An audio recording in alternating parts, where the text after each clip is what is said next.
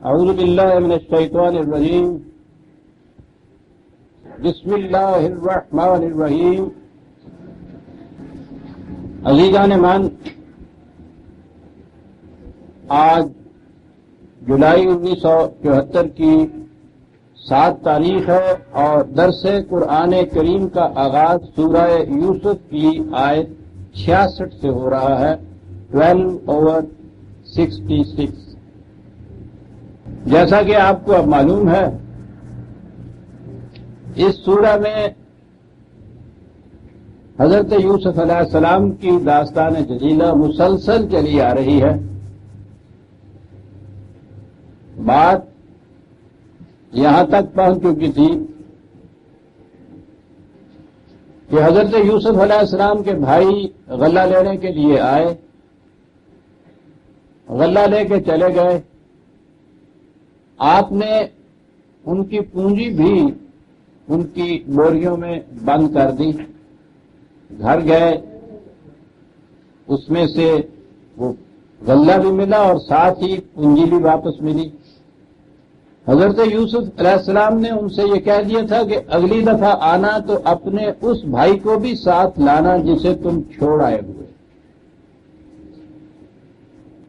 اب انہیں یہ معلوم تھا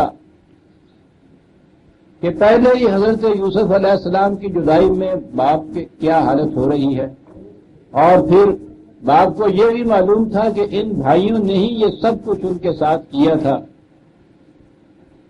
اس لیے یہ اس بات میں بڑے مذبذب تھے کہ غالباً باپ اس کی اجازت نہیں دے گا. تو انہوں نے آ کے باپ سے کہا کہ بات صاف ہے، ہم گئے ہیں، یہ غلہ مل گیا ہے. غلہ اتنا تو ہے نہیں کہ یہ جب تک یہ قحط ہے یہ اکتفا کر جائے گا، اور غلہ لینے جانا ہے اور وہاں یہ شرط لگا دی گئی ہے کہ اس بھائی کو بھی ہم ساتھ لے جائیں. اور پھر کہا کہ وہ دیکھیے کس قدر حسن سلوک ہے اس عزیز مصر کا یا وہاں کے صاحب اقتدار کا. انہیں یہ تو معلوم نہیں تھا کہ وہ یوسف ہیں، کہ غلہ دیا ہے اور ساتھ ہی پونجی بھی واپس لے دی ہے. اب اگر یہ بھائی ساتھ نہ گیا غلہ بھی نہیں ملے گا، اور ساتھ جائے گا تو اس کے حصے کا بھی تو غلہ ہمیں مل جائے گا، اور پھر یہی حسن سلوک کا اگر اعادہ انہوں نے کیا تو پونجی بھی ساتھ آ جائے گی. اس لیے اسے ضرور ساتھ بھیج دیجیے ہمارے. پہلے حضرت یعقوب علیہ السلام کہتے رہے کہ میں تمہاری باتوں پہ کیسے اعتبار کر لوں، پہلے بھی تم نے اسی قسم کی پرفریب باتیں کی تھیں، اور اس کے بعد وہ کچھ کیا جس کا داغ مستقل طور پہ میرے جگر کے اوپر ہے. لیکن جب یہ دلائل سامنے آئے، یہ ضرورت سامنے آئی، تو انہوں نے کہا کہ اچھا لے جاؤ. لیکن قال لن ارسلہ معکم حتی تؤتون موثقا من اللہ لتاتوننی بہ الا ان یحاط بکم.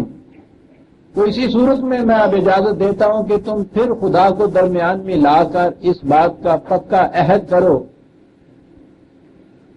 کہ تم اسے ضرور واپس لے آؤ گے. ہاں یہ اور بات ہے کہ تم تمام کے تمام کہیں دھر لیے جاؤ تو پھر تو یہ صورت ہی نہیں ہے کہ تم اسے واپس لا سکو. اب دیکھتے ہیں خود ہی کس طرح سے اس میں استثناء پیدا کر دی، ایکسپشن پیدا کر دی کہ جو چیز ان کے بھی اختیار میں نہیں ہوگی اس پہ ان سے عہد لینا بےمانی چیز ہے، زیادتی چیز ہے. زبردستی وہ تو قول شکنی ہو جائے گی. دیکھتے ہیں احتیاط کتنی بڑھتی جا رہی ہے. معاہدے کے اندر آج خود اس چیز کو داخل کر رہے ہیں، حالانکہ یہ چیز ان کی طرف سے آنی چاہیے تھی کہ عہد تو ہم دیتے ہیں، لیکن اگر ایسی صورت ہو گئی کہ سارے کے سارے ہم کہیں گھر گئے تو پھر تو اس کو واپس لانے کا سوال نہیں پیدا ہوگا. انہوں نے نہیں کہا، انہوں نے خود ہی اس عہد نامے کے اندر آج خود یہ شرط عائد کر دی. تو آپ دیکھتے ہیں کہ جو شخص ریزنیبل ہے، معاملات کو کشادہ نگہی سے دیکھتا ہے، وہ معاہدہ بھی دوسرے کے ساتھ کرتا ہے تو اس انداز کا کہ اس کی مجبوریوں کو پہلے ذہن میں رکھتا ہے اور پھر اس قسم کی شرائط عائد کرتا ہے. یہ ارباب سیرت و کردار جو تھے ان کی کیفیت یہ تھی یہ سوال صرف اتنا ہی نہیں تھا کہ خدا کی طرف سے وحی آئی اور لوگوں تک پہنچا دیا، یہ بڑی بلند سیرت کے، کشادہ نگہی کے، وسیع الظرف انسان ہوتے تھے، ان کا کردار بڑا بلند، ان کی سیرت بڑی پاکیزہ ہوتی تھی۔ اسی کا یہ نتیجہ ہے کہ چھوٹی چھوٹی سی باتیں ہمارے سامنے آتی ہیں اور ان میں ان کی جھلک اور چمک نظر آ جاتی ہے۔ فلما آتاہ موثقہم قال اللہ علی ما نقول وکیل، جب انہوں نے عہد نامہ میں یہ دے دیا، وعدہ کر دیا خدا کو درمیان لا کے، اور آخر میں یہ کہا کہ یہ سب کچھ ہو گیا لیکن اس کے باوجود ٹھیک ہے، نگہبانی تو اسی کی ہو سکتی ہے، اس کی نگہبانی میں تمہیں دیتا ہوں، ایک بات یاد رکھنا۔ قال یا بنی لا تدخلوا من باب واحد وادخلوا من ابواب متفرقۃ، کہا کہ احتیاطی تدبیر ہے ایک، اور وہ یہ کہ وہاں جانا تو یہ پورے کا پورا جتھا ایک ہی دروازے سے شہر کے اندر داخل نہ ہونا۔ پرانے زمانے کے شہر اب بھی ہمارے زمانے میں والڈ سٹی کہتے ہیں اس لاہور کو، شہر کے گرد فضیل ہوتی تھی اور کہیں ایک آدھ دروازہ ہوتا تھا یا دو چار دروازے ہوتے تھے، انہی میں سے آنے جانے والے گزرتے تھے۔ حفاظت کا یہ سامان اس زمانے میں ہوتا تھا۔ کہا کہ سارے کے سارے ایک دروازے سے نہ گزرنا، وہاں جانا بکھر جانا، دو دو چار چار کر کے مختلف دروازوں سے شہر کے اندر آنا۔ یہ ایک احتیاطی تدبیر تھی کہ واقعی باہر سے اجنبی وہ پورے کا پورا گروہ ایک ہی قسم کا ایک جتھے کی شکل میں اگر جا رہا ہے، ہر ایک کی نگاہیں اٹھیں گی ان کی طرف کہ یہ کون لوگ آ گئے، کہاں سے آ گئے، کہ میں گوئیاں شروع ہو جائیں گی۔ اس لیے انہوں نے حفاظتی تدبیر برتی، کہا کہ یہ کرنا، اور ساتھ ہی پھر نگاہ اس پہ بھی گئی کہ یہ حفاظتی تدبیر تو بہرحال میرے ایک قیاس ہے، ایک اندازہ ہے، معلوم نہیں کہ وہاں آن دی اسپاٹ جسے کہتے ہیں برسر زمین وہ کیا واقعات پیش آئے، کس قسم کی وہاں سچویشن ہو، تو اس کو تو میں فورسی نہیں کر سکتا، اس کو تو میں قبل از وقت نہیں دیکھ سکتا کہ میں ان سے کہہ دوں کہ ہاں جو میں نے کہہ دیا بس اتنی سی حفاظتی تدبیر برت لو گے تو پھر بالکل محفوظ رہو گے۔ کہا یہ نہیں، یہ میں نے ایک احتیاطی تدبیر تم سے یہ کہی ہے، وہاں کیا صورت پیش آئے اسے تو تم نے دیکھنا کہ قوانین خداوندی ان کا تقاضا کیا ہے۔ اب یہاں قوانین خداوندی آپ دیکھ رہے ہیں کہ اقدار و اخلاق کی بات نہیں ہے، بلکہ حادثات اور واقعات جن قوانین کے تابع سرزد ہوتے ہیں ان کی طرف اشارہ کیا گیا ہے، اور یہ بھی تو جیسا میں نے کہا تھا یہ قوانین خداوندی ہوتے ہیں، تبھی دنیا میں بھی جو کچھ ہوتا ہے وہ بھی اسی کے قوانین کے تابع ہوتا ہے۔ اس لیے جب بھی قانون خداوندی کہا جائے گا تو ہمیشہ ذہن میں رکھیے کہ وہ صرف وہی نہیں کہ جو وحی کے ذریعے سے اس نے انسانی دنیا کی اخلاق و اقدار کے لیے دے دی ہیں، بلکہ کائنات میں جو کچھ ہو رہا ہے وہ بھی اسی کے قوانین کے تابع ہو رہا ہے۔ ان قوانین کی احتیاط نگہداشت یہ بھی نہایت ضروری ہے، وہ بھی اتباع قوانین خداوندی ہے، ان کا دائرہ اس طبی کائنات تک ہے، لیکن بہرحال ہے وہ خدا ہی کے قوانین، اور ان کا اتباع بھی اس طبی دنیا کی زندگی بسر کرنے کے لیے نہایت ضروری ہے۔ کہا یہ کہ وما اغنی عنکم من اللہ من شیء، اس لیے کہ ان الحکم الا للہ، یہ نہیں کہ جتنے بھی معاملات آنے والے ہیں وہاں جو کچھ بھی واقعہ ہوگا ان سب کے متعلق میں تمہیں بتا دوں گا کہ ایسا ہوگا تو یہ کرنا، ایسا ہوگا تو یہ کرنا، یہ سوال نہیں ہے، غیب کا علم مجھے نہیں ہے۔ اب یہاں سے یہ بات بھی نظر آ رہی ہے، قرآن کریم بالتصریح یہ چیز واضح کرتا ہے کہ غیب کا علم یعنی مستقبل کا علم، آنے والے واقعات کا علم خدا کے سوا کسی کو نہیں۔ اس نے خود یہ استثناء کی کہ ان میں سے جو بات ہم اپنے رسولوں میں سے کسی کو بتانا چاہیں وحی کے ذریعے بتاتے ہیں، تو گویا غیب کے علم یا مستقبل کے متعلق کچھ کہنا جسے آپ پیش گوئی کہتے ہیں، قرآن کی نص صریح کی روح سے خدا کے سوا کسی کو غیب کا علم نہیں ہوتا۔ وہ کسی کو یہ علم دیتا ہے یا دیتا تھا، اب ہمیں کہنے چاہیے، وہ رسول کو دیتا تھا اور وہ وحی کے ذریعے ملتا تھا. یعنی رسول کو اگر وحی کے ذریعے یہ علم نہ ملے کوئی تو رسول کو بھی یہ علم نہیں ہوتا تھا. یہ بڑی اہم چیز ہے. یہ جسے آپ فیوچر مستقبل کہتے ہیں، یہ جتنی کائنات کی چیزیں ہیں جو خدا کے لگے بندے قوانین کے تابع زندگی بسر کرنے پہ مجبور ہیں، جنہیں کوئی اختیار نہیں ان میں کسی قسم کی تبدیلی کرنے کا یا اپنی مرضی سے کچھ کرنے کا، اس کے متعلق، ان چیزوں کے متعلق تو آپ حسابی قاعدے کے مطابق کہہ سکتے ہیں کہ سورج کو گرہن 100 سال کے بعد اتنے منٹ اتنے سیکنڈ پہ لگے گا اور اتنے وقت تک رہے گا، کیونکہ وہ قوانین کی اطاعت پہ مجبور ہے، اس میں سرکشی نہیں برت سکتا. اس لیے اس حسابی قاعدے میں یعنی قانون خداوندی کو سمجھنے کے بعد اس کی روشنی میں جس نتیجے پہ انسان پہنچتا ہے، اگر یہ قاعدہ صحیح ہے، اگر یہ کیلکولیشن صحیح ہے، پھر اس کے مطابق یقیناً ہوتا ہے. یہ مستقبل کی خبر نہیں ہے، یہ اس کے قانون کی روح سے جو کچھ ہونا ہے اس کا علم ہے. وَعَلَّمَ آدَمَ الْأَسْمَاءَ كُلَّهَا. آدمی میں اس کی استعداد دے دی گئی ہے کہ وہ ان قوانین کا علم حاصل کرے، اور جب یہ علم حاصل کر لے گا تو پھر سارے ملائکہ اس کے سامنے جھک جائیں گے. غیب کا علم اس کے متعلق ہے کہ جن کو کچھ اپنا ارادہ دیا گیا ہے وہ اس کی مرضی، اپنی مرضی کے مطابق جو چاہے کر سکتے ہیں. یہ جو چیز ہے اسے کہا گیا ہے غیب کا علم. وہ جو میں نے ایک دفعہ آپ کو مثال دی تھی، وہ بہت بڑا سائنٹسٹ ہے سلیون، دی لیمیٹیشنز آف سائنس. وہ بڑی دلچسپ مثال دیتا ہے. کہنے لگے کہ صاحب اختیار کے متعلق قبل از وقت کچھ کہنا، پیش گوئی کرنا ناممکن. بڑے بڑے سائنٹسٹ آئنسٹائن جیسے بھی ایک میز کے گرد بیٹھے ہوں، وہ سورج اور چاند کی حرکات کے متعلق تو آپ کو ایگزیکٹلی بتا دیں گے کہ کیا کچھ ہونا ہے. ان قاعدوں کے مطابق ان کی کیلکولیشن بالکل صحیح نکلیں گی.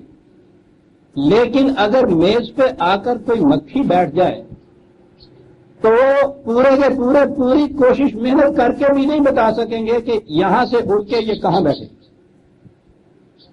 اس لیے کہ سورج اور چاند کو یہ اختیار نہیں کہ جب اور جس وقت جی چاہے وہ طلوع ہوں، جس طرح سے جی چاہے اپنا سفر کاٹیں، جب جی چاہے غروب ہوں. مکھی کو اتنا اختیار ہے کہ کہیں سے اڑے تو جہاں جی چاہے بیٹھے. اس نے کہا کہ جس معاملے میں جی چاہے آ جائے اس کے متعلق تو ایک پورا گروہ سائنٹسٹ کا نہیں بتا سکتا. تو اس کے بعد اس نے کہا کہ سوچئے تو صحیح، مکھی کے اڑنے کے بعد کہ اسی میز پہ کہاں بیٹھے گی درجن بھر سائنٹسٹ نہیں بتا سکتے. انسان کے متعلق یہ کل کیا کرے گا کون بتا سکتا ہے. اور یہ قرآن کی آیت کا ترجمہ تھا جس میں اس نے کہا ہے کہ کوئی نفس نہیں جانتا ما تکسب غداً، کہ وہ کل کیا کرے گا. نہیں کہہ سکتا کہ کہاں موت میری واقع ہوگی. یہ جو پیش گوئیوں کے مدعی آپ کو یہ ملتے ہیں، اگر قرآن کے نقطۂ نگاہ سے بات کی جائے یہ دعویٰ یا تو رسالت کا ہوگا، کیونکہ خدا نے کہا ہے کہ صرف رسول کو وحی کے ذریعے سے ہم یہ بتاتے تھے. اب خود رسول بشری حیثیت سے بھی یہ علم نہیں رکھتا. اور اگر یہ چیز نہیں ہے تو پھر یہ بات بالکل کس افطرا ہے، بہت بڑا دعویٰ ہے. خدا یہ کہتا ہے کہ کوئی شخص نہیں جان سکتا کہ کل کیا ہونے والا ہے. ایک شخص کہتا ہے کہ نہیں ہم جانتے ہیں، بتاتے ہیں تمہیں 100 برس کے بعد کیا ہونے والا ہے. چیلنج دے رہا ہے خدا کے قسم کو. قرآن کو ماننے والا تو ایسی بات نہیں کر سکتا. باقی رہا یہ کہ صاحب یہ منجم یہ کچھ بتا دیتے ہیں، یہ کچھ لوگ کچھ ایسی پیشگوئیاں کر دیتے ہیں. یعنی ہم دین کے نقطۂ نگاہ سے نہیں کہہ رہے، قیاس آرائیاں ہیں، قیافہ شناسیاں ہیں. یہ جو قطعی طور پہ یہ کہنا ہے اور یہ کہنا کہ خدا کی طرف سے علم پاک کا مستقبل کے متعلق کچھ کہنا بنص سری عزیزان امام سارے قرآن میں کہیں استثناء ہی نہیں ہے اس کی. وہ کہا ہے کہ صرف رسول کو وحی کے ذریعے سے تو کچھ بتاتے تھے، کسی اور کو نہیں. انبیاء کرام کی بھی یہ کیفیت ہے، وہ کل کے متعلق نہیں جان سکتے۔ حضرت یعقوب علیہ السلام نے بیٹے کے غم میں رو رو کے آنکھیں سفید کر لی، یہ معلوم نہ ہو سکا کہ بیٹا زندہ ہے اور کہاں ہے اور کیا صورت ہے۔ وحی کی روح سے قیامت تک کی خبریں دینے والا نبی یہ نہیں کہہ سکتا کہ میرا بیٹا کہاں ہے۔ یہی وجہ ہے کہ بار بار نبی اپنی منصب رسالت یا نبوت خدا کی طرف سے وحی پانے اور اپنی بشریت میں قدم قدم پہ امتیاز کرتا چلا جاتا ہے۔ یہاں صرف بصیرت اور فراست کام کرتی ہے انسان کی، جیسے اور انسانوں کی کر سکتی ہے۔ کہا کہ یاد رکھیے میں نے حفاظتی تدبیر سے تم سے یہ کہی ہے، لیکن یہ کوئی غیب کی بات نہیں کہ میں تم سے کہہ رہا ہوں کہ میں حاوی ہو جاؤں ان چیزوں کے اوپر۔ یہ جو چیز ہے انل حکم الا للہ، یہ فیصلے جو ہیں یہ تو اس کے ان قوانین کی روح سے ہوتے ہیں جس کا مجھے علم نہیں۔ علیہ توکل کو میں بھی اس کے قوانین کے اوپر ہی بھروسہ کرتا ہوں۔ تم بھی وہاں جو واقعات پیش آئیں فوراً وہاں عقل و فکر سے، تدبر سے، فراست سے، بصیرت سے دیکھ لینا کہ کیا بات پیش آ رہی ہے اور خدا کے طبی قوانین کی روح سے تمہیں کیا کرنا چاہیے۔ میں بھی یہ کرتا ہوں وَعَلَيْهِ فَلْيَتَوَكَّلِ الْمُتَوَكِّلُونَ، اور جو بھی ان قوانین کے اوپر بھروسہ کرنا جانتے ہیں وہ بھی انہی کے اوپر بھروسہ کرتے ہیں۔ اب یہ ہو گئی کہ ایک تو علم غیب کی بات نہیں ہے، دوسرا یہ کہ وہاں یوں ہی بدھو بن کے نہ چلے جا۔ کسی چیز پہ بھروسہ کرنے کے لیے اس چیز کے قانون کا علم ہونا ضروری ہے۔ یہ چیز کہ آگ پہ پانی رکھنے سے اتنے منٹ میں کھولتا ہے، یہ بھروسہ ہے اس چیز کا کہ اتنے منٹ میں تمہیں میں چائے دے دوں گا، اعتماد کے ساتھ کہا جا سکتا ہے۔ یہ اعتماد کیسے حاصل ہوا؟ تجربے نے یہ بتایا کہ اتنے منٹ کے بعد پانی اس ہائٹ کے اوپر کھولنے لگ جایا کرتا ہے۔ تو توکل کے لیے قانون کے علم کا علم ہونا نہایت ضروری ہے۔ جہاز سے کودنے والے چھتری باز کو اگر چھتری کھولنے کا علم نہیں آتا تو وہ اس پہ بھروسہ نہیں کر سکتا۔ اس چھتری پہ بھروسہ کرنے کے لیے چھتری کھولنے کا علم ہونا نہایت ضروری ہے۔ اس لیے جسے خدا پر توکل کہتے ہیں اس توکل کے لیے خدا کے قوانین کا علم ہونا نہایت ضروری ہے۔ اور یہ جو بیٹھے ہوتے ہیں اللہ توکل، وہ پہلے سے عقیدت مندوں کا ایک گروہ ہوتا ہے جنہوں نے پکی پکائی لانی ہوتی، وہ نہ گروہ ہو یا ان کو نہ آنے دیجیے پھر دیکھ لیتے ہیں ہم یہ کہا جاتا ہے توکل۔ توکل یہ ہے کہ خدا کے قوانین اٹل ہیں، ان کے مطابق نتیجہ برآمد ہوتا ہے۔ ان قوانین کا پورا پورا علم ہونا، صحیح کیلکولیشن ہونا، اور جب یہ ہو جائے تو پھر جیسا میں نے ابھی عرض کیا ہے پھر اتنا بڑا بھروسہ ہے کہ یہاں سے اڑ کے چاند پہ بھی جا سکتا ہے اور وہاں سے واپس بھی انسان آ سکتا ہے۔ اس میں بڑے عزم و توکل کے ساتھ جاتا ہے انسان۔ اسے کہتے ہیں توکل عزیزان۔ خدا کے قوانین کی محکمیت پر پورا پورا اعتماد، یہ ہے توکل۔ اور ظاہر ہے کہ اس کے لیے ان قوانین کا علم ہونا نہایت ضروری ہے۔ وَعَلَيْهِ فَلْيَتَوَكَّلِ الْمُتَوَكِّلُونَ وَلَمَّا دَخَلُوا مِنْ حَيْثُ أَمَرَهُمْ أَبُوهُ، داخل تو وہ اسی طرح سے ہوئے جیسا کہ ان کے باپ نے کہا تھا۔ اب آنے والا ہے ایک واقعہ کہ جس میں یہی بچہ، یہی بھائی ان کا، یہی یعقوب علیہ السلام کا بیٹا جسے بھیجنے میں وہ اتنے متعمل تھے، جس کے لیے اتنی تاکیدیں کی ہوئی تھی، آگے چل کے ایک واقعہ آتا ہے کہ وہ یہاں روک لیا گیا۔ تو کہا کہ وہ حفاظتی تدبیر تو ساری کر لی، ما کان یغنی عنہم من اللہ من شیء، لیکن وہی کا یہ مستقبل کا علم تو ایسا نہیں تھا نا، اس لیے اس سے کوئی چیز ان کو بھی مستغنی نہیں کر سکی۔ یہ بات جو انہوں نے کہی تھی کیا تھا؟ قرآن کے الفاظ، اللہ حاجت فی نفس یعقوب قضاها، اس کے دل میں خلش پیدا ہوئی تھی، اس نے اپنی خلش نکال لی تھی، بس اتنا کیا۔ کس طرح مقام نبوت کو نکھارتا ابھارتا چلا جاتا ہے قرآن، بشریت سے الگ کرتا ہوا، بشریت کی دنیا کے اندر ان کو ایک عام بشر کی حیثیت سے پیش کرتا ہوا۔ اللہ حاجتن فی نفس یعقوب قضا، دل میں ایک کھٹکا اور خلش سی پیدا ہوئی، وہ خلش نکال لی انہوں نے اپنے یہ کہنے سے۔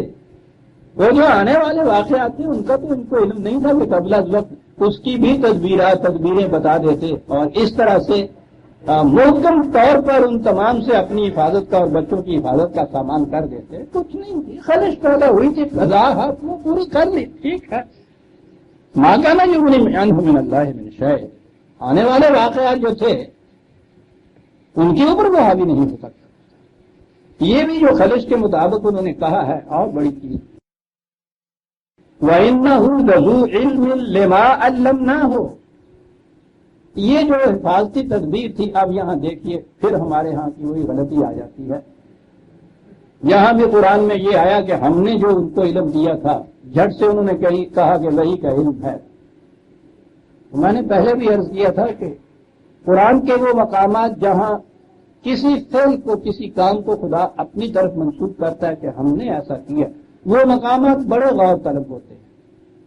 بس سطحی طور پہ تو ہر چیز اس کی طرف ہم منسوب کرتے چلے جاتے ہیں، پہلے خود یہ مشکلات اپنے سامنے خود عائد کر لیتے ہیں، پھر ان کا حل ڈھونڈنے نکلتے ہیں، حل ملتا نہیں۔ ختم اللہ علی قلوبہم، خدا نے ان کے دلوں پر مہر کر دی۔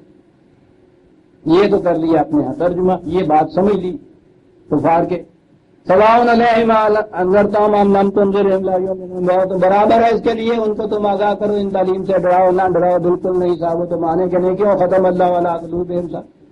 اب یہ کر لیا ترجمہ، یہ سمجھ لیا مفہوم، آپ بیٹھے کسی سمجھانے کے لیے کہ پھر یہ جہنم کیوں؟ یعنی جب یہ صورت ہے کہ دلوں پہ خود ہی مہر کر دی، یہ بائی دی وے ضمن آپ دیکھتے ہیں ختمہ جو ورب ہے، یہ فعل ہے، یہ وہی خاتم والی بات جو ہے، ختمہ کے معنی ہی ہم مہر اوپر سے لگا دیں، ختم اللہ والا۔ تو میں نے عرض کیا ہے کہ یہ مقامات بڑے غور طلب ہوتے ہیں، جہاں اس میں ہم نے سطحی طور پہ یا خود یہ کچھ معنی کیے، اب مشکلات حائل ہوئی کہ صاحب اسی نے اگر مہر لگا دی دلوں کے اوپر اور پھر یہ کہہ دیا کہ صاحب ان کو سمجھانا نہ تو ہے کہ یہ تو جہنم کے لیے ہی ہے، جہنم میں جائیں گے، خود ہی مہر لگا دی اور اس کے بعد یہ کہا کہ تب تھی، اور یہ پھر انبیاء کرام کا بھیجنا، ان کی رشد و ہدایت، لوگوں کو تاکید کہ یہ سنو، ان پہ عمل کرو، پھر وہ حساب کتاب، قیامت، میزان، وہ سارا کچھ تلنا، نیکی بڑی، جنت دوزخ، سارے کا سارا قصہ ختم ہو جاتا ہے۔ اگر اسی نے مہر لگا دیا، یہ سمجھ سکنے کے قابل ہی نہیں ہے۔ جس میں ارادہ ہی اپنا نہیں دیا گیا اس سے معاوضہ کا ہے، جیسا میں کہا کرتا ہوں، کبھی کسی نے شیر کو بھی پھانسی پہ لٹکایا ہے کہ صاحب اس نے اتنے قتل کر دیے۔ یہ مقام بڑے غور طلب اور فکر طلب ہوتے ہیں۔ تو بہرحال ہم تو اپنے درس میں ان مقامات کو حل کرتے چلے جاتے ہیں۔ میں کہہ یہ رہا تھا کہ جہاں بھی یہ چیزیں آئیں، یہ نہ کہیے کہ خدا نے آج خود یہ کچھ کر دیا، یہ جو ہے علم نہ ہو، جو علم ہم نے ان کو دیا تھا یہ وحی کا علم نہیں ہے۔ میں نے پچھلی دفعہ بھی اس کے لیے مثالیں دی تھی، علم الانسان ما لم یعلم، ہم نے انسان کو سکھایا جو یہ نہیں ہے۔ علامہ البیان، ہم نے اس کو بولنا سکھایا۔ علامہ بالقلم، ہم نے اس کو لکھنا سکھایا۔ سیدھی سی بات ہے کہ اللہ میاں نے تو کوئی مدرسہ کھولا ہوا نہیں، اور پھر مدرسے میں بھی یہ نہیں ہے کہ کوئی اور ٹیچر بتائیں، وہ کہتا ہم نے یہ سکھایا۔ وہ آگے کبھی کسی نے دیکھا ہے کہ وہ بیٹھ کے تختی پہ لکھنا سکھا رہا ہو، بچے کو یہ الگ دیتے، کاف سے کوا بتا رہے ہو، وہاں کیا چیز ہے؟ سورہ مائدہ میں ہے کہ تم یہ شکاری جانوروں کا گوشت تم کھاؤ، یہ شکاری کتوں کے ذریعے سے جو تم شکار کرتے ہو وہ شکار کرنا جو ہم نے تمہیں سکھایا ہے۔ شکاری کتوں کے سدھانے کے متعلق بھی وہ یہ چیز کہتا ہے۔ تو یاد رکھیے، جتنی چیزیں یہاں قانون خداوندی کے مطابق کی جاتی ہیں ان کو وہ اپنی طرف منسوخ کر دیتا ہے۔ اگر وہ یہ کہے کہ پانی کو ہم کھولاتے ہیں جب تم آگ پہ رکھتے ہو، صحیح بات ہے، لیکن صحیح اس طرح سے ہے کہ ہم نے آگ میں یہ خصوصیت رکھ دی ہے کہ وہ اس طرح سے اتنے وقت کے اندر پانی کو کھلا سکتی ہے، ہم نے یہ خصوصیت رکھ دی ہے۔ یہ چیزیں ہیں، وہاں ہمیشہ یہ دیکھو کہ خدا کے کن قوانین کے تابع یہ چیز ہوتی ہے، اس کے مطابق مفہوم ہے۔ جب یہ کہا ختم اللہ علی قلوبہم، دوسری جگہ کہہ دیا کہ لَقَدْ ذَرَأْنَا لِجَهَنَّمَ كَثِيرًا مِنَ الْجِنِّ وَالْإِنسِ، یہ اکثریت تم دیکھو گے ان کے لوگوں کی کہ وہ نظر آ جاتا ہے ان کی صورت حال، زبان حال سے پکار رہے ہوتے ہیں کہ یہ جہنم کے انسان ہیں۔ کون سے؟ لَهُمْ قُلُوبٌ لَا يَفْقَهُونَ بِهَا، ان کے دل ہوتے ہیں سمجھنے سوچنے کی صلاحیت لیے، ان سے سمجھنے سوچنے کا کام نہیں لیتے۔ ختم اللہ علی قلوبہم، خدا کا قانون یہ ہے کہ جو سمجھنے سوچنے کی صلاحیتوں سے کام نہیں لیتا ہے وہ صلاحیتیں سلب ہو جاتی ہیں۔ ختم اللہ علی قلوبہم، لہم قلوب لا یفقہون بہا، اپنے ارادے سے ہے، ہم نے تو دیے تھی ان کو سمجھنے سوچنے کی صلاحیت، اب جو اس سے کام ہی نہیں لیتا ذرا نہ لے جہنم، یقیناً وہ جہنم کے لیے گئے۔ میں یہ عرض کر رہا تھا کہ جہاں یہ چیزیں آئے خدا کی طرف جو منسوب ہوں، وہاں ان مقامات کے ترجمے میں بھی اور اس کا مفہوم لینے میں بھی بڑی احتیاط، فکر، غور اور تدبر کی ضرورت ہوتی ہے۔ ضمن عرض کر دوں کہ میں نے کتاب التقدیر میں اتنا ہی کیا ہے کہ قرآن کریم کے جہاں اس قسم کے مقامات آئے ہیں وہاں قرآن ہی کی روشنی میں نے بتایا ہے کہ یہ کون سے قوانین ہیں جن کے تابع خدا کہتا ہے کہ ہم یوں کرتے ہیں۔ علمناہ وَإِنَّهُ لَذُو عِلْمٍ لِمَا عَلَّمْنَاهُ، وہ ٹھیک ہے صاحب، اب یہاں اس کا ترجمہ یہ نہیں کہ ہم نے اس کو جو علم دیا تھا وحی کے ذریعے، وہ صاحب بصیرت تھا، صاحب فراست تھا اس علم کے ذریعے سے کہ جو ہم نے انسانوں کو دے رکھا۔ علامہ آدم الاسماء، بات حضرت یعقوب کے آدمی ہونے کی حیثیت سے ہو رہی ہے۔ صاحب فراست تھا، اندازہ لگا لیا کہ ایک تدبیر جو تھی وہ کر کے ان کو بتا دی اور ساتھ کہہ دیا کہ یہ نہ سمجھ لینا کہ اس سے مکمل طور پہ تم محفوظ ہو گئے، وہاں تمہیں کچھ اور دیکھنے بھرنے کرنے سوچنے سمجھنے کی ضرورت نہیں ہے، موقع کے اوپر جو بات آئے گی خود سوچ سمجھ کے فیصلہ کرنا وہاں۔ وَلَٰكِنَّ أَكْثَرَ النَّاسِ لَا يَعْلَمُونَ، بات اصل میں یہ ہے کہ بہت سے لوگ یہ علم ہی نہیں رکھتے، اس لیے وہ اتنی فراست سے بھی کام نہیں کرتے۔ کہاں آگے کہا لا يعلمون۔ وَلَمَّا دَخَلُوا عَلَىٰ يُوسُفَ آوَىٰ إِلَيْهِ أَخَاهُ، جب جا کے وہ یوسف سے ملے تو اس نے اپنے بھائی کو علیحدگی میں کہہ دیا، اپنے بھائی کو اپنے پاس جگہ دی، قریب جگہ دی، یہ کہہ دیجیے، اسے کہہ دیا کہ انی انا اخوک، میں تمہارا بھائی یوسف ہوں۔ اب یہاں یہ چیز، اب دیکھیے قرآن کا انداز، بھائی کے دل میں فوراً یہ بات پیدا ہوئی ہوگی کہ انہوں نے یہ کچھ کیا یوسف کے ساتھ، باپ کے ساتھ، اور اس وقت یوسف اتنی اقتدارات کا مالک ہے، یہ اس کے قبضے میں ہیں، ان سے معاوضہ کرنا چاہیے۔ فوراً روک دیا، فلا تبتئس بما كانوا يعملون، نہ رکنا، جو کچھ انہوں نے کیا ہے اس پہ دل گرفتہ نہ ہو جانا۔ ابھی دوسری چیز یہ ہے کہ ان کی بڑا جامع لفظ ہے یہ، یا ایسا قرآن کا بھی ہوتا ہے کہ ان کی طرف سے ایسا نا امید بھی نہ ہو جانا کہ ان کی اصلاح نہیں ہو سکتی، اصلاح کی کوشش کریں گے۔ تب کیا کس طرح الفاظ کا انتخاب کرتا ہے، انتقام پہ وہ اترتا ہے جو یا تو اصلاح کرنا نہیں چاہتا، یا یہ سمجھتا کہ اس کی اصلاح ہو نہیں سکتی، اس کا طریقہ یہ ہے کہ مار مار کے بھرکس نکال دے۔ کہا نہ، دل گرفتہ بھی نہ ہو جانا اپنی چیز یہ، اور ان کی اصلاح کی طرف سے اتنی جلدی مایوس بھی نہ ہو جانا۔ بما كانوا يعملون، جو کچھ انہوں نے کیا ہے ٹھیک ہے، درمیان کی کڑیوں کی پھر ضرورت نہیں تھی، بیان نہیں کی ہے، غلہ دیا انہیں۔ فلما جہزهم بجہازهم جعل السقایۃ فی رحل اخیہ ثم اذن مؤذن ایتھا العیر انکم لسارقون.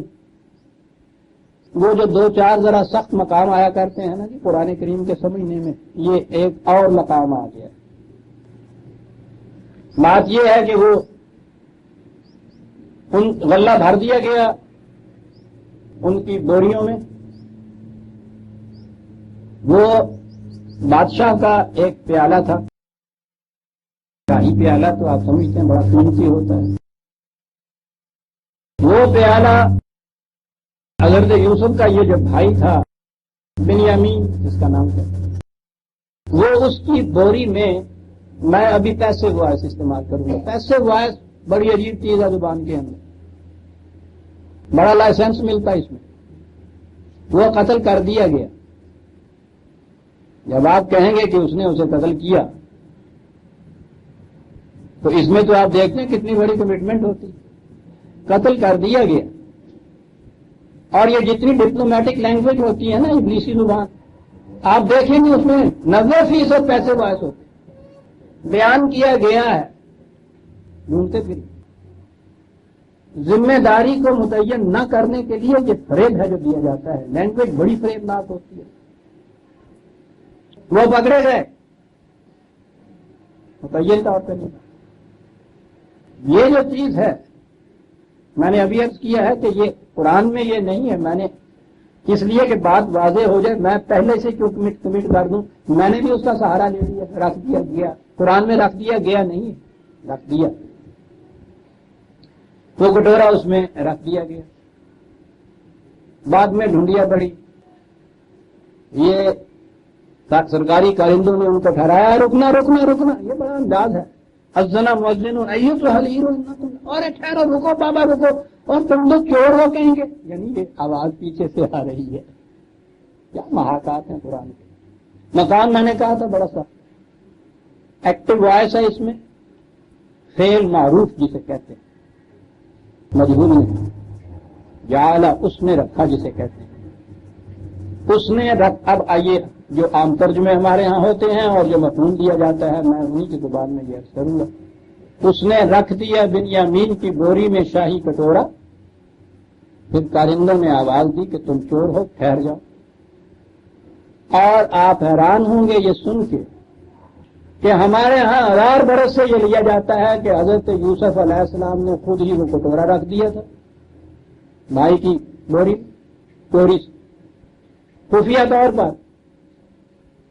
اور جب پھر وہ بھائی سمیت چلے ہیں تو کارندوں سے کہا کہ ان کو ٹھہرا لو، کہو گے یہ چور ہیں. بلا لیا ان، تلاشی لو.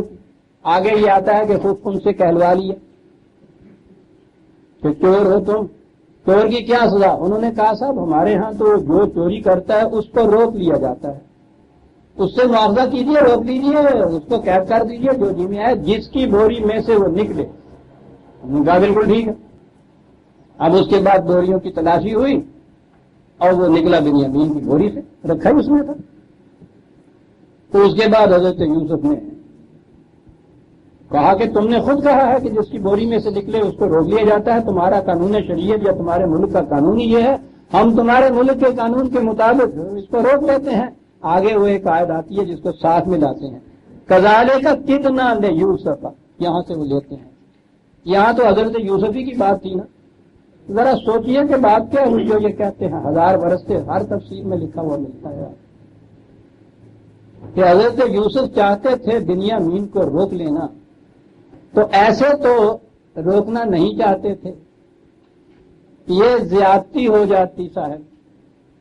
یوں روک لیا جاتا. یہ زیادتی جو ہے اس سے بچا جا رہا ہے. بھائی کی بوری میں خفیہ طور پہ خود ہی کٹورا رکھ دیتے ہیں. پھر ان کو بلایا جاتا ہے، تلاشی لی جاتی ہے، اس کی بوری میں سے کٹورا نکلتے ہیں، انہی کے قانون کے مطابق اس کو روک لیا. کہتے ہیں دیکھا نا جی کس طرح سے الزام سے بچے. اور اگلی آیت کو ساتھ میں لاتے ہیں کذالک کدنا لیوسف. تو خدا نے کہا ہے کہ اس طرح سے ہم نے یوسف کے لیے تدبیر کر دی. دونوں ہی آ گئے اس میں. ہم نے کرایا، یوسف نے کیا. عزیزان مان لے جائے تھک ہو جائے. سوچ رہے ہیں کہ یہ جو ہے خدا کا علی العظم پیغمبر، جس کی بلندی کردار کے لیے یہ ساری صورت وصف کی ہے خدا نے. سیرت یوسف کی حسن اور عنایاں اس میں سے ابل پڑ رہی ہیں. ایک صورت کے ایک ایک ٹکڑے میں، ایک ایک قدم پہ آپ دیکھتے ہیں کہ موج خرام یار بھی کیا گل قطر گئی، یہ نظر آتا ہے. اس میں صورت یہ سوچیے کہ یہ سارا کردار کہاں جاتا ہے اس ایک واقعہ سے. ایک عام انسان اگر یہ بات کہے اس کے متعلق بھی کیا کہا جائے. یہ خود یہ کچھ کرے اور اس کے بعد سیدھی سی بات ہے کہ چوری کا بہتان لگا دیا نا بھائی کے خلاف. اول تو میں سمجھتا ہوں کہ اس کے لیے کسی قرآنی سند کی بھی ضرورت نہیں ہے کہ اس فعل کو کیا کہا جائے.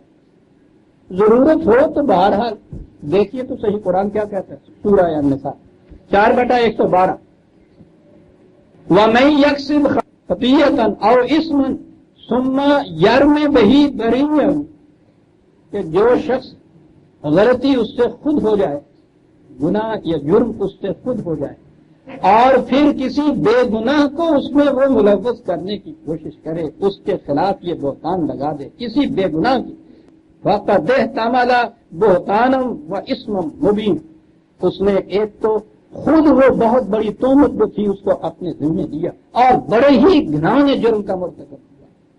مبین کہہ کے یہ کہا کہ اس جرم کے لیے وضاحت کی ضرورت نہیں، تم خود سمجھتے ہو کتنا بڑا جرم ہے یہ. اس میں مبین واہ واہ واہ، کسی افلاطون کے ذہن کی ضرورت نہیں سمجھنے کے لیے کہ یہ کتنا گھناؤنا جرم ہے کہ خود کو یہ چیز کرے بہتان دوسرے کے اوپر لگا لیتے. بے گناہ کے اوپر بہتان لگانا جو ہے، خود جرم کر کے بے گناہ پہ بہتان لگانا، یہ کہا ہے نا قرآن نے. یہ بیان ہی یہ چیز یہاں نہیں ہے. کاہے کے لیے بھائی کو روکنا چاہتے تھے. کتنا یوسف ہے وہ بھی نہ بیچ میں سے رہ جائے کہیں. جگہ ہم نے کیسی تدبیر کی یوسف کے لیے، اور یوسف نے یہ کچھ کیا. معاذ جعل، یہاں سے وہ بات ہے، رکھ دیا اس نے. کس نے رکھ دیا؟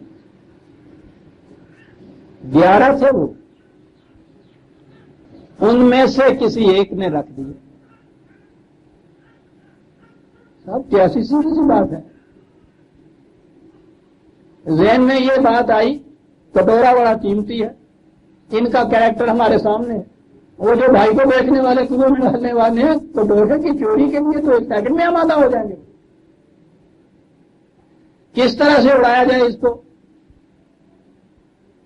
بنیامین کی بوری میں رکھا جائے.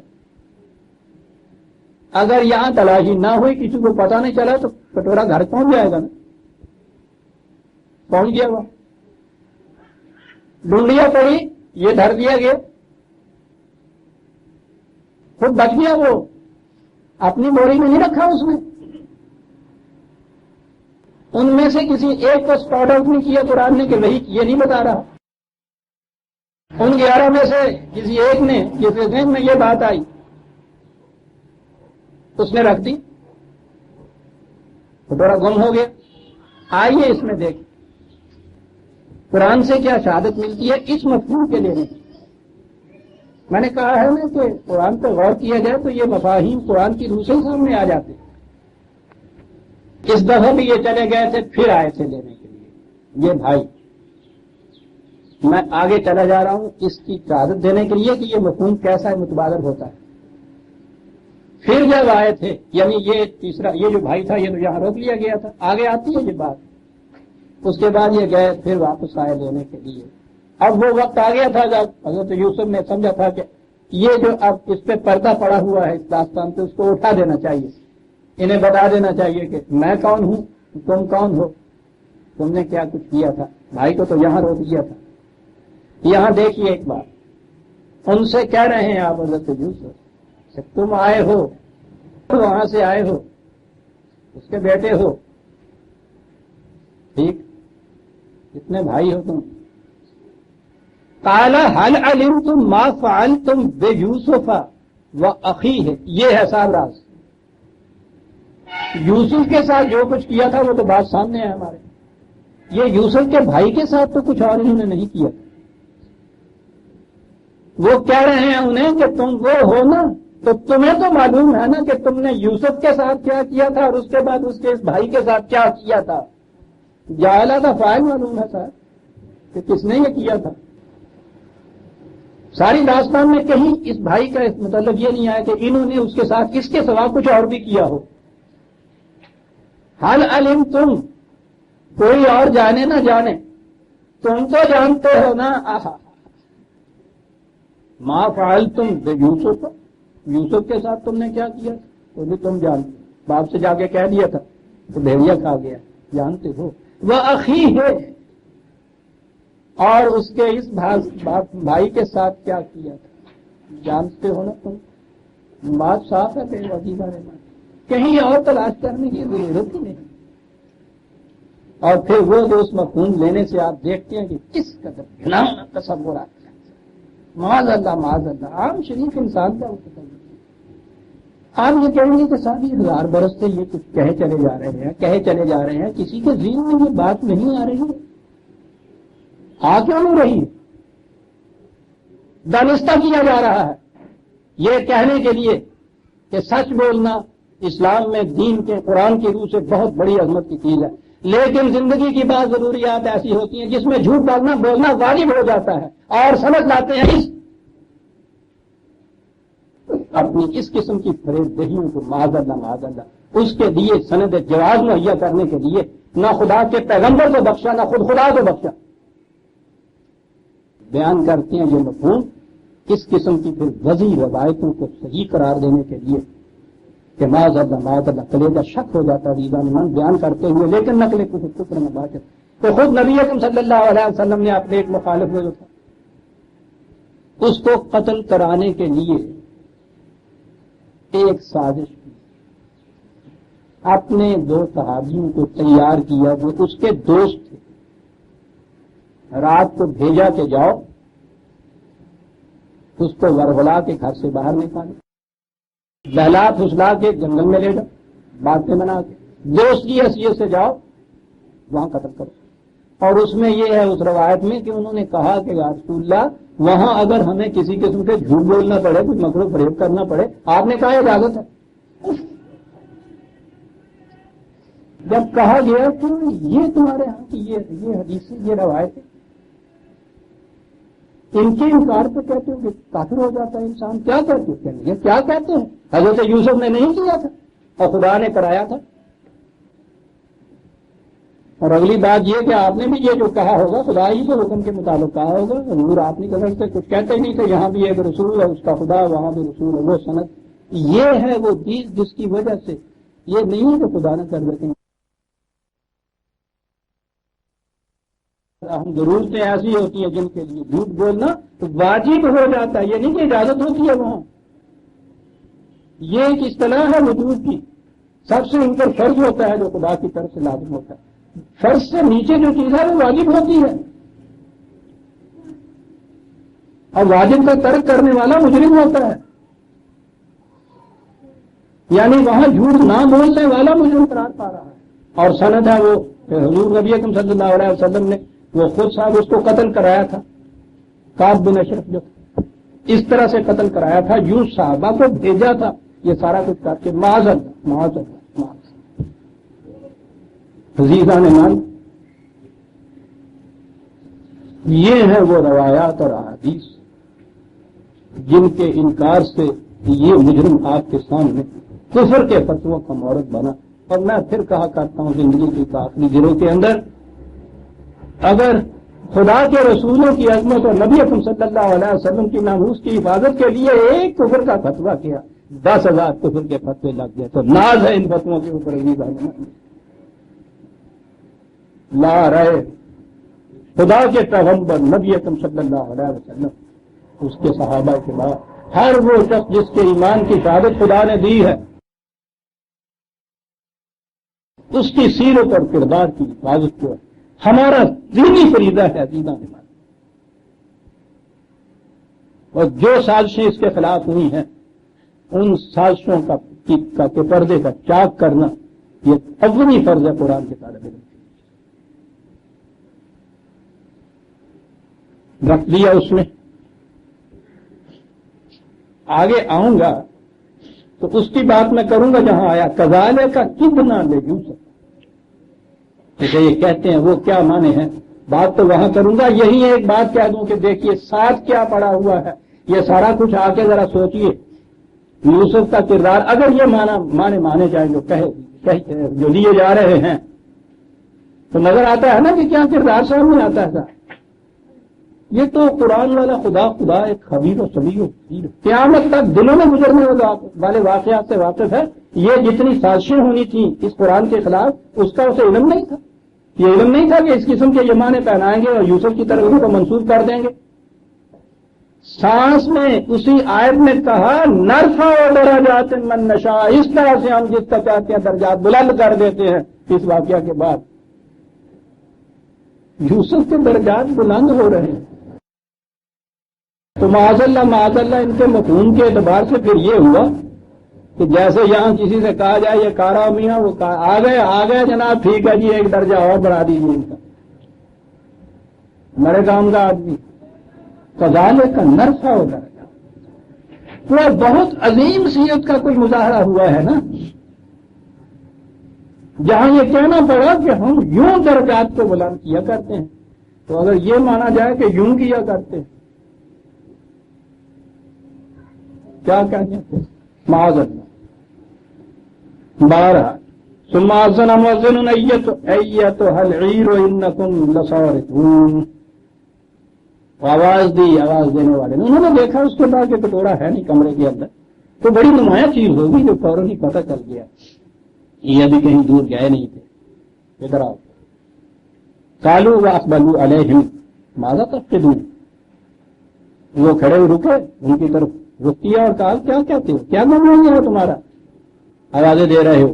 قالوا نفقد صواع الملک ولمن جاء به حمل بعیر وانا به زعیم، وہ کہا کہ شاہی کٹورا یہاں تھا وہ گم ہو گیا ہے، اب ان کارندوں کو بھی اس کی فکر پڑی کہ یہ کہا جائے گا کہ تم یہاں چوکیدار تھے، محافظ تھے، نگران تھے ان چیزوں کے، یہ دل بھی یہاں آ کے اپنی بوریاں بھر رہے ہیں یا ان میں تم سامان لا رہے ہو، تمہیں کیا ہو گیا، کتنی بڑی قیمتی چیز ہے وہ گم ہو گئی، انہیں خود فکر تھا نا، کہا کہ بابا خدا کے لیے جو تم میں سے بتا دے یا وہ دے دے تو ہم اپنی طرف سے انعام کے طور کے اوپر ایک بوری گندم کی تمہیں اور دے دیں گے۔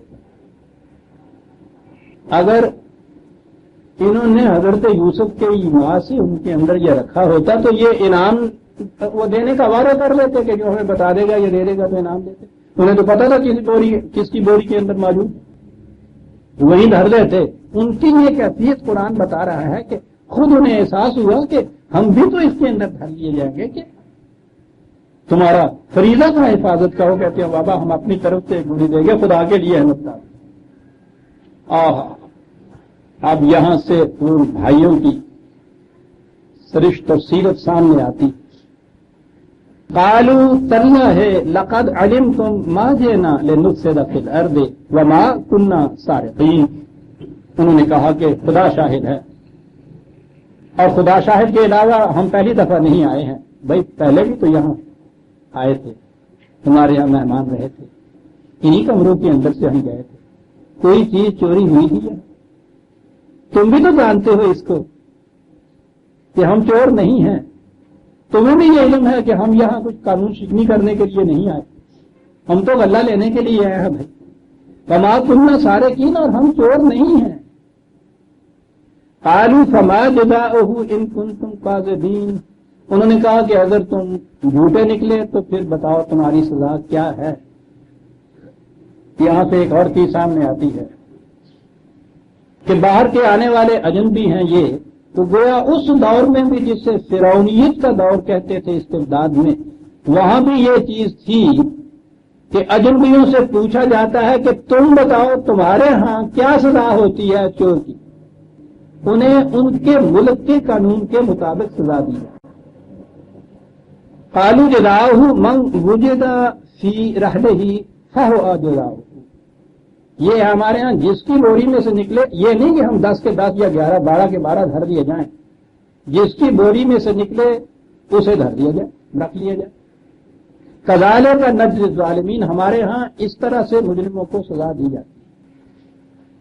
یا یوں کہیے کہ وہ رکھنے والے کو تو پتا تھا کس میں ہے، بچنے کے لیے کہیں ہمیں اویٹمنٹ میں ساتھ نہ رکھ دیا جائے، قاتل اگر رقیب ہے تو تم گواہ ہو، اس لیے بچتے نہیں مواخذہ ہے روز حشر سے۔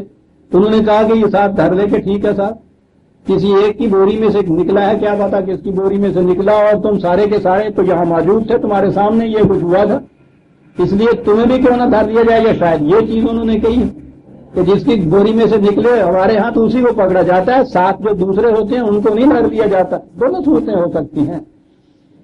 یہ تو بات ہے نا کہ کیسے سمجھا جائے معاملے کو۔ کہا یہ ہے انہوں نے فَبَدَأَ بِأَوْعِيَتِهِمْ قَبْلَ وِعَاءِ أَخِيهِ ثُمَّ اسْتَخْرَجَهَا مِنْ وِعَاءِ أَخِيهِ۔ انہوں نے ایک ایک کر کے بوریوں کو کھولنا شروع کیا، اور آخر الامر دیکھا کہ وہ یوسف کا جو بھائی تھا اس کی بوری میں سے وہ کٹورا نکل آیا، اس چیز میں سے نکلنا تھا۔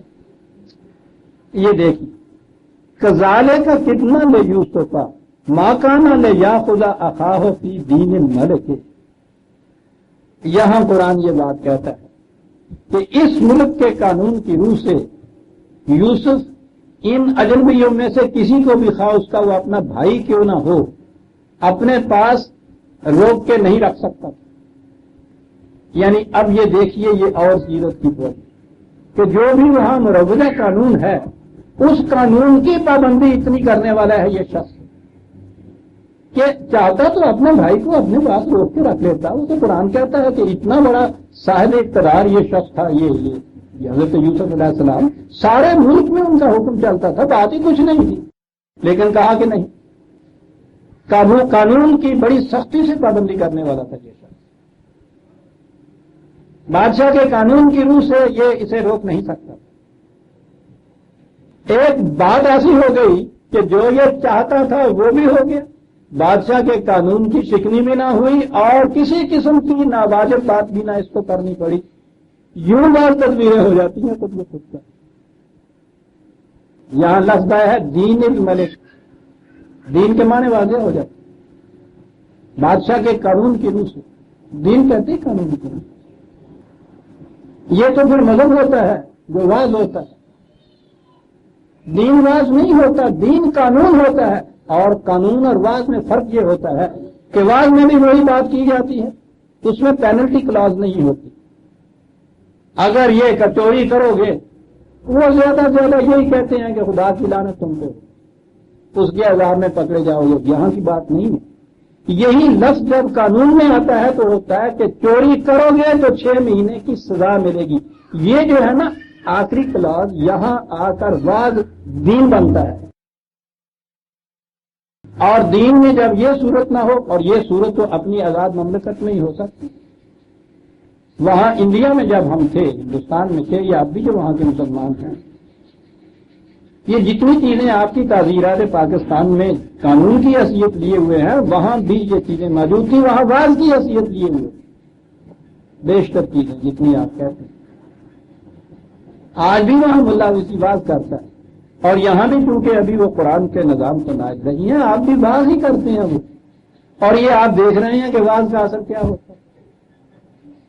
کتنے واز کہے جاتے ہیں کہ یہ بددیانتی، بدمعاملگی، یہ چوری، اسمگلنگ، یہ بڑی بری بات ہے، اور یہ خدا کے یہاں یہ ہوگا، اور یہ ساتھ کہہ چلے جا رہے ہیں، وہ کہہ رہے ہوتے ہیں، یہ اونگ رہے ہوتے ہیں۔ لیکن جب یہی چیز ایک ضابطۂ قانون کی حیثیت سے یہاں نافذ ہوگی پھر یہ مذہب نہیں رہے گا، دین بن جائے گا، واز نہیں رہے گا، قانون ہو جائے گا۔ اور جیسا میں نے عرض کیا قانون کے لیے اپنی آزاد مملکت کی ضرورت ہے، اور یہ تھی مطالبہ پاکستان کی بنیاد کہ ہم نے اسلام کو جو اب مذہب بن چکا ہے اسے ہم نے دین بنانا ہے جو دل حقیقت مقصود ہے اس سے، اور وہ اپنی آزاد مملکت کے بغیر نہیں بن سکتا۔ اس بنیاد پہ ہم پاکستان کا مطالبہ کرتے ہیں۔ یہ تھا مطالبہ عزیزان میں، دین الملک۔ کیا بات ہے قرآن میں معنی متعین کرنے میں، نہیں ہے کہ ہم جو جی چاہے بات معنی متعین کر فی دین الملک الا ان یشاء۔ خدا کے قانون مشیت کی روح سے یہی جو مختلف حوادث وقائع یوں جمع ہو جاتے ہیں، اور یہاں آ کے یہ کہا کہ یوسف کا جی بھی چاہتا تھا بھائی کو گود قانون کی روح سے روک نہیں سکتا، غلط قدم کوئی اٹھا نہیں سکتا۔ جی میں یہ تھا کہ بھائی کو روک لے، رحم کر اپنی تمنا پر، تو کس مشکل میں پابندی کی یہ صورت کہ ادھر کوئی ناواجب بات کرنے سے اقدار خداوندی کی خلاف ورزی ہو رہی ہے، یوسف وہ نہیں کر سکتا۔ یوں روک لینے سے بادشاہ کے قانون، ملک کے مروجہ قانون کی خلاف ورزی ہو رہی ہے، یوسف یہ بھی نہیں کرنا چاہتا۔ ان میں سے کوئی بات بھی کرتا تو یوسف اس درجے بلند سے گر جاتا جس کے اوپر وہ تھا۔ یوسف کی تمنا بھی پوری ہو گئی اور ان میں سے کوئی بات بھی اس کو نہ کرنی پڑی۔ نرفع درجات من نشاء۔ عزیزان من، دل میں جو تمنائیں ابھریں، جو جذبات پیدا ہوں، فوری ان کے پورا کرنے کے لیے جائز و ناجائز حربے نہ استعمال کر دے، تھوڑی سی استقامت برتے، خیال رکھے کہ نہیں قانون شکنی بھی نہیں کرنی اور خدا کی اقدار جو ہیں ان کے خلاف بھی مجھے نہیں جانا، تھوڑا سا ضبط کر لے، تھوڑی سی استقامت اس میں کر لے، تمنا بھی پوری ہوتی ہے اور پستی کردار سے بھی بچ جاتا ہے۔ اور اسی لیے کہا کہ ان الذین قالوا ربنا اللہ ثم استقاموا تتنزل علیہم الملائکہ، یہ کہا کہ خدا کا قانون برحق ہے، میں نے اس کی اتباع کرنی ہے، اور پھر ذرا استقامت سے کام لے، دیکھیں کہ کس طرح فرشتے نہیں نازل ہونے شروع ہو جاتے۔ نرفع درجات من نشاء، کہا یہ ٹھیک ہے، ہر شخص کچھ نہ کچھ علم رکھتا ہے، ایسے معاملات میں کچھ کاریگری کرنا چاہتا ہے، اسے یہ معلوم ہونا چاہیے کہ فوق کل ذی علم علیم، کتنا ہی کسی کا علم ہو اس کے اوپر ایک اور ہے جسے علیم کہا جاتا ہے۔ یہ ساری کاریگریاں، یہ ساری تدبیریں، یہ سازشیں، یہ حربے، یہ سارے کے سارے علم کی بنا پہ اور عقل کی بنا پہ انسان کرتا ہے نا۔ بیچارہ ناواقف بدھو بیوقوف جو ہے وہ تو جانتا ہی نہیں ان چیزوں کو، لیکن کہا کہ ہر وہ شخص کہ جس کو اس کا علم ان چیزوں کی طرف لے جائے وہ بھارے، اسے معلوم ہونا چاہیے کہ آخری علم میرے ہی پاس نہیں، فوق کل ذی علم علیم، کل ذی، کتنا ہی بڑا کاریگر کیوں نہ بندہ ہو، اسے معلوم ہونا چاہیے کہ نہیں میرے اوپر ایک اور علیم ہے۔ اور اگر یہ چیز ہے کہ خفیہ سازشوں سے یہ کچھ کیا جائے تو اسے بھی پتا ہونا چاہیے کہ ایک وہ ہے جو جانتا ہے، وہ دل میں گزرنے والے خیالات تک تو جانتا ہے۔ مقدمہ پیش ہو گیا، حضرت یوسف کی عدالت میں مقدمہ جانا تھا، وہیں تو یہ سب کچھ ہوا تھا۔ ان سے پوچھا کیا کہتے، کہتے کیا ہے؟ ٹھیک ہے، چور ہے۔ اور یہ تو نئی بات نہیں، سنیے عزیزان من، یوسف ہی کے سامنے کھڑے ہیں عدالت میں، کہتے ہیں کوئی نئی بات اس میں کی؟ قالوا ان یسرق فقد سرق اخ له من قبل، اس نے آج چوری کیا، اس کا ایک بھائی بھی تھا، وہ بھی چوری تھا، اس نے یہ پہلے چوری کی۔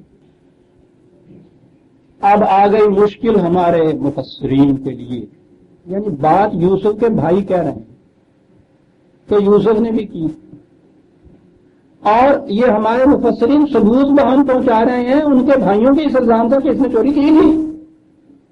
تو یا اللہ کیا کیا جائے، کنوں کے بس پہ گئے پیغمبر صاحب معذرت بیٹھے ہیں سر کہ کیا کریں، یوسف کی چوری کیسے ثابت کریں؟ بہت دور سوچا سر، بہت سوچتے تھے، کہنے لگے یوسف علیہ السلام چھوٹے بچے ہی تھے، والدہ ان کی فوت ہو گئی تھی، باپ نے انہیں ان کی پھوپھی کے پاس بھیج دیا پرورش کرنے کے لیے، تو وہاں یہ رہا بچہ، بڑی محبت ہو گئی اس پھوپھی کو، اس کے گھر اولاد کو۔ حضرت یعقوب پھر گئے جب یہ ذرا بڑے ہو گئے تو بہن کے پاس کہ انہیں دے دیجیے، وہ دینا نہیں چاہتی تھی۔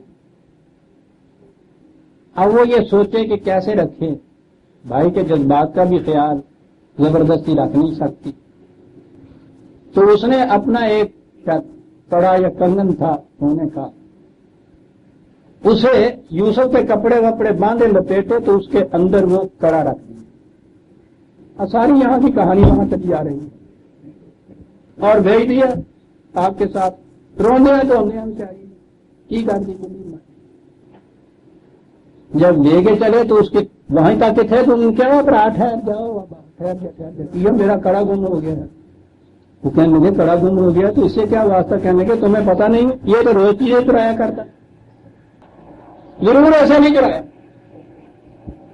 میں کیا کہتی ہوں چرایا اس کے پاس ہے کیا؟ یہ کپڑے ہے تو چھوٹے موٹے بےچارا اپنا کچھ کھلونے وانے مجھے باندھ کے دے آئے ہیں. آ تو دیکھ لے.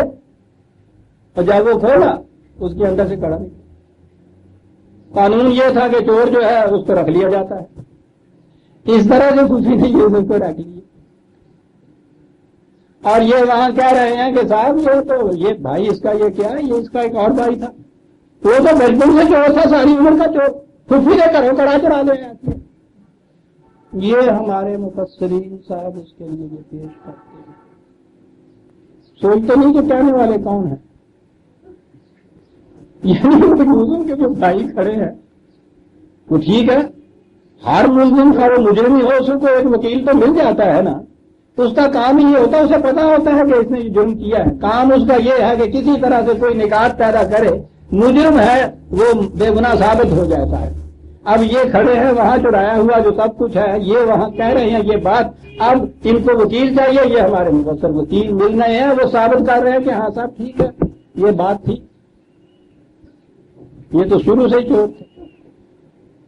آگے ایک بات آتی ہے بڑی دلچسپ. کہا انہوں نے یوسف کے سامنے عدالت کی کرسی پہ بیٹھا ہے, شاہی کا جگر چاہیے عزیزان مان ان باتوں کو سن کے ضبط کرنا. فَأَسَرَّهَا يُوسُفُ فِي نَفْسِهِ. ہاں کوڑ تے بڑی چڑی لیکن دل میں ہی بات رہنے دیا, کچھ نہیں کہا. وَلَمْ يُبْدِهَا لَهُمْ. ابھی وہ حقیقت کو واشگاف نہیں کرنا چاہتا. یہ تو نہ کہا کہ تم نے اس کے بھائی کے خلاف کہا. ویسے بھی میں سمجھتا ہوں کہ ایک جج کی یہ حیثیت نہیں ہے کہ ذاتی معاملہ اگر اس کے اندر آ جائے تو اس پہ اس مقدمے میں کوئی بات پوچھ کر اگر کرنی ہے اس میں تو خود مقدمہ دائر کرے, کہیں دوسری جگہ جائے. بات جو کہی یہ ہر جج کہہ سکتا. کہنے لگا کیا بات ہے قرآن کی عزیزہ نے مان, کیا یہ مقام اللہ اکبر لوٹنے کی جائے. قرآن کا تو ہر قدم جو ہے لوٹنے کی جائے.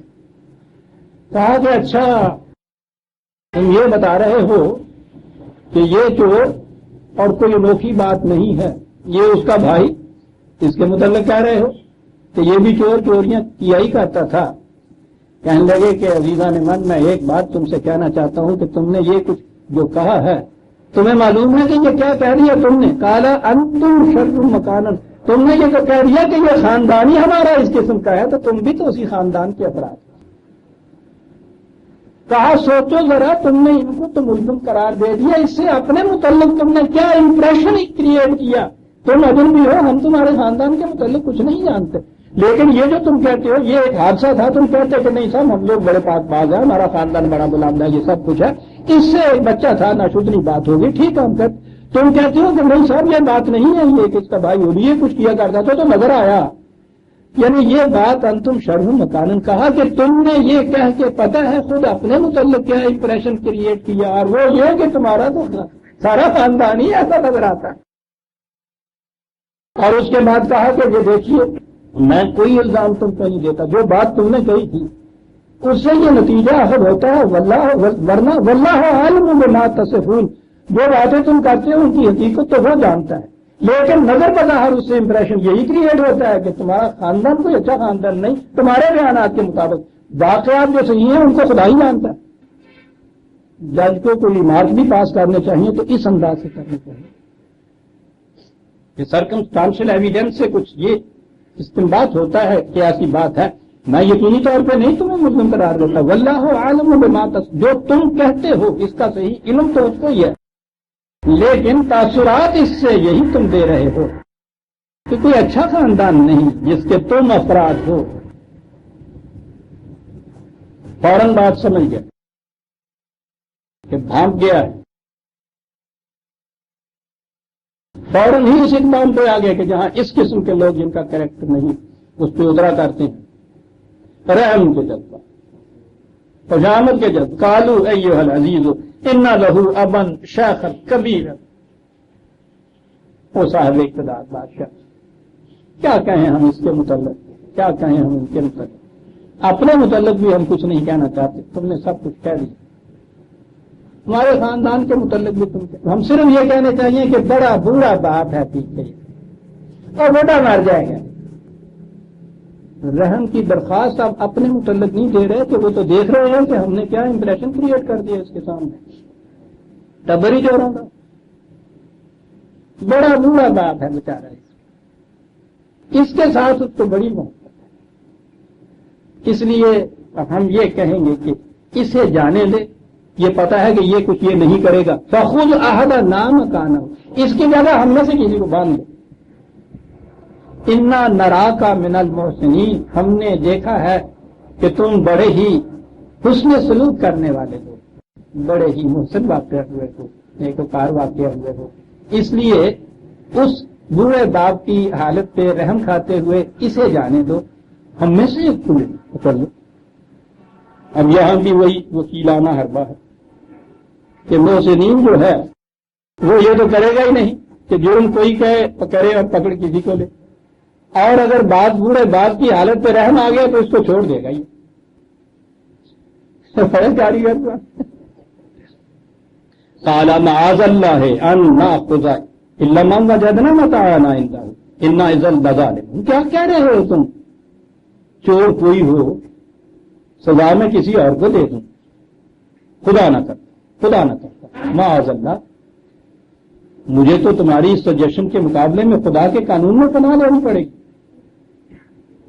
رحم کی درخواست جذباتی چیز ہے، ہو سکتا تھا میں جذبات میں آ جاتا تم نے جو کچھ کہا تھا، معاذ اللہ کہاں کہا ہے؟ تو میں نے ایک دن آپ سے یہ کہا تھا نا کہ معاذ اللہ ہمارے ہاں تو اب انشاءاللہ اور معاذ اللہ اور ماشاء اللہ اور یہ چیزیں جو ہیں اسماء ان سب میں تو منہ چند الفاظ بن گئے ہیں جن کے معنی کچھ نہیں ہے، معاذ اللہ بڑی چیز ہے صاحب۔ میں نے کہا تھا عرب کہاں استعمال کرتے ہیں، یہ مووی کے ساتھ چھوٹے چھوٹے جو چولہے ہوتے ہیں، یہ چولہے چلتے پھرتے ہیں، کہیں اگر چیل کا سایہ یا بلی کی میاؤں کان میں پڑتی ہے، آپ کو پتا ہے ان کا فرسٹ ری ایکشن کیا ہوتا ہے، وہ دوڑ کے ماں کے حفاظت کے نیچے آ جاتے ہیں۔ اس طرح سے ان چھوٹے بچوں کا ماں کی حفاظت میں آ جانا ان کے ہاں تعوذ کہلاتا تھا، جہاں سے تعویذ کا لفظ نکلا۔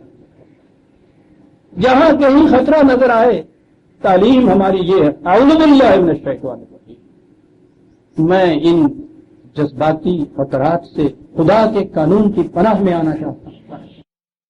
جہاں کہیں سایہ بھی کہیں پڑے اس قسم کی سرکشی کا، فوراً دوڑ کے خدا کے قانون کی پناہ میں آ جائے، اسے کہتے ہیں معاذ اللہ۔ کہا جذبات کو اپیل کرتے ہو اور یہ کہتے ہو کہ تم میں سے ایک کو لے لوں، میں جذبات کی بات تو ٹھیک ہے لیکن میں خدا کی پناہ میں، اس کے قانون کی پناہ میں آنا چاہتا ہوں۔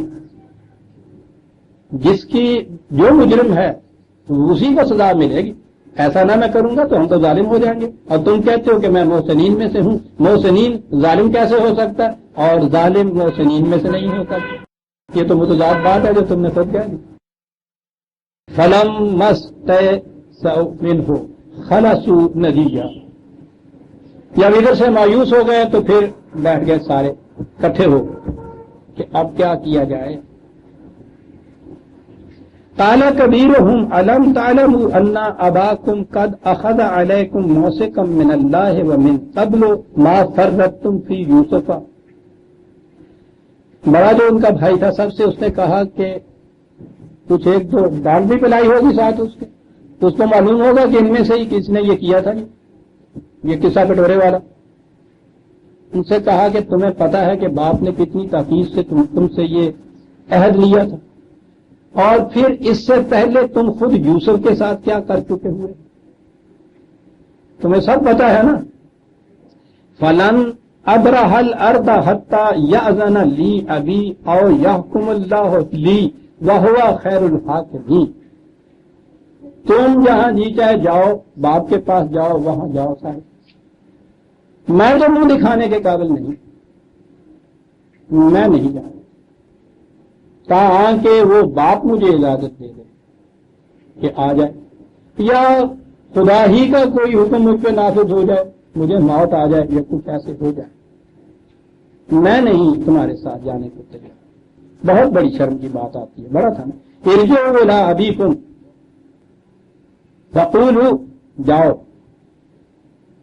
باپ کے پاس جاؤ اور اس سے جا کے کہنا، اور لیرا نے من تھا بڑا، اپنی حفاظت تو کر دیا، جو کہا ہے اس کے کہنے کے لیے بھی میں نے کہا بڑا ہی پتھر کا کلیجہ چاہیے، سننے کے لیے بھی سینے میں دل کی جگہ پر چاہیے، اور پھر یہ دیکھیے کہ نشتر کتنا بڑا ہے، کہا کہنا یا ابنا ان نبن کا سارا کا، کہنا کہ حبا جان تمہارے لاڈلے نے وہاں دیکھا کیا چاند چڑھایا، ان نبن کا، یہ نہیں کہا کہنا کہ ہمارے بھائی نے وہاں یہ کہا، یہ نہیں کہا کہنا بنیامین نے کہا، تیرے بیٹے نے یہ کیا وہاں، واقعات اور قرآن کا بیان عزیزان ایمان، کہا یوں کہنا جا کے اس سے، یعنی تم بڑی ظلم ہو جائے، بالکل یہ کہنا کہ تیرے بیٹے نے وہاں چوری کی ہے۔ اس کے بعد عزیزان ایمان کتنا غصہ اور رنج کیوں نہ ہو، ان کے اوپر وہ غصہ نکال ہی نہیں سکتے، اتنا بڑا ملزم اسے بھی ٹھہرا دیا کہ یہ ہے تمہاری تربیت کا اثر، یہ ہے جن کو تم چھاتی سے لگائے پھر رہے تھے، ہم سب پہ ترجیح دے رہی تھی، جس کو اتنا پیار کرتے تھے، اتنا بڑا لاڈلا تھا، لو کرتوت دیکھ لو، منہ بند کر دیتا انسان کو اس قسم کا الزام جو آ کے تھا، بڑا تھا نا، خود تو گیا نہیں اور ان کو یہ سکھایا، تو کہنا جا کے یہ وما شہدنا الا بما علمنا، تاکہ ہم اسی بات کی گواہی دے سکتے ہیں جتنا ہمیں علم ہے، اس سے آگے نہیں ہم کچھ کہہ سکتے۔ وما كنا للغیب حافظین، وہ ٹھیک ہے، غیب کا علم تو خدا کو ہے، یا اس کے معنی دوسرے یہ ہو سکتے ہیں، شاہدہ کے معنی نگران کے اگر ہو جائیں، یہاں گواہ نہ ہوں، تو کہا کہ ہم نے تم سے معاہدہ کیا تھا، عہد دیا تھا کہ ہم اس کی حفاظت کریں، ہم تو اسی حد تک حفاظت کر سکتے تھے جو باتیں ہمارے علم کے اندر ہوں، جو باتیں ہمارے علم میں ہی نہ ہوں ان کے لیے ہم حفاظت کس طرح سے کر سکتے تھے۔ یہ مفہوم زیادہ جچتا ہوا ہے، شاہدہ کے معنی یہ بھی ہو جاتے ہیں، حافظین کے معنی نگران اور حفاظت کرنے والے کے تو ہو سکتے ہیں، کہ وہ اگر الزام دے کہ تم جو عہد دے کے گئے تھے پھر لے کے کیوں نہیں آئے، تو کہا کہ جہاں تک تو یہ چیز مشہور تھی، یعنی محسوس طور پہ سامنے آنے والی جو باتیں تھیں ان تک تو ہم نے پوری حفاظت کی، ہم اب بھی کہتے ہیں کہ ہم نے عہد دیا تھا، لیکن جو باتیں ہوئی بس پردہ جن کا ہمیں علم ہی نہ ہو، چوری جو جس نے وہ کچھ کر دیا ہو، اس پہ ہم اس کی حفاظت کیسے کر سکتے تھے، ہمارا اعتبار نہ ہو۔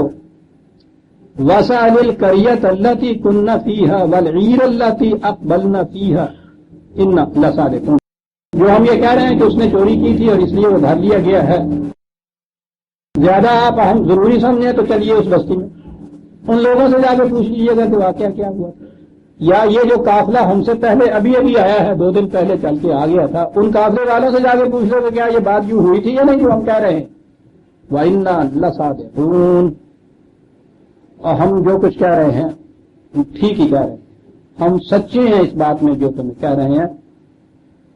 اب اس کے بعد حضرت یعقوب علیہ السلام کا جواب کیا ہے اور بات کیا ہوئی، وقت ہو گیا ہے، اسے ہم آئندہ لیں گے۔ سورہ یوسف کی آیت 82 تک ہم آگے عزیزان ایمان، 83 آیت سے آئندہ لیں گے۔ ربنا تقبل منا انک انت السمیع العلیم، ذرا 2 منٹ کے لیے